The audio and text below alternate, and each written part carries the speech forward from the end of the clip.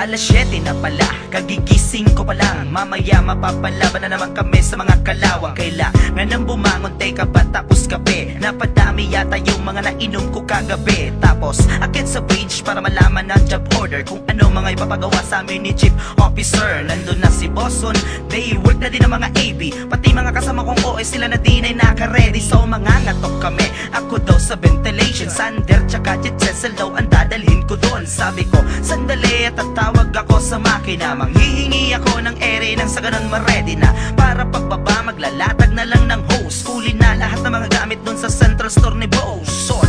Tapos punta na sa mga assigned na area. Alas 8, impunto kaming lahat naka-ready na. Tiktikin na ang kalawang sander sa kabila. Ang kalawang sa kuberta hindi mawala-wala. Tiktikin na ang kalawang sander sa kabila.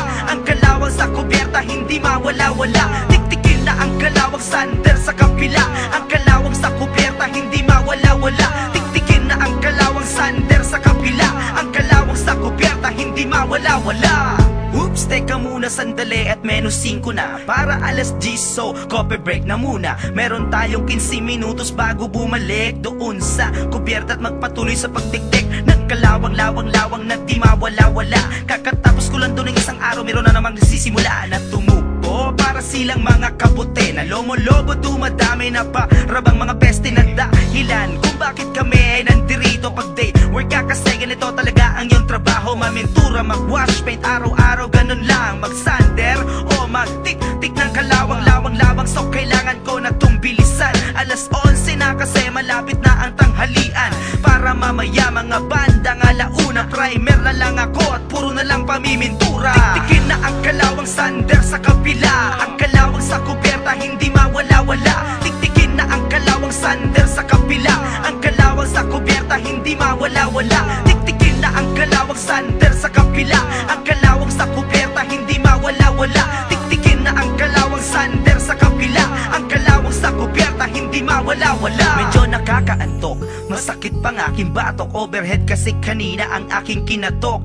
Hay buhay, sarap ng humilata sa kamarote ko, tapos sabay bukas ng lata ng beer.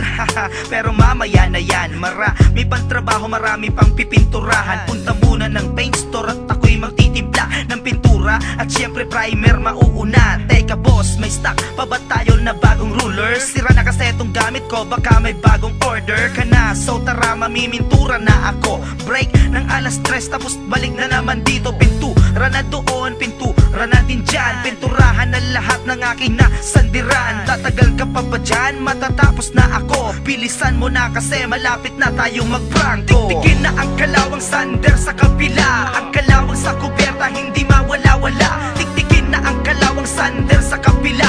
Ang kalawang sa kuberta hindi mawala-wala. Tiktikin na ang kalawang sander sa kabila.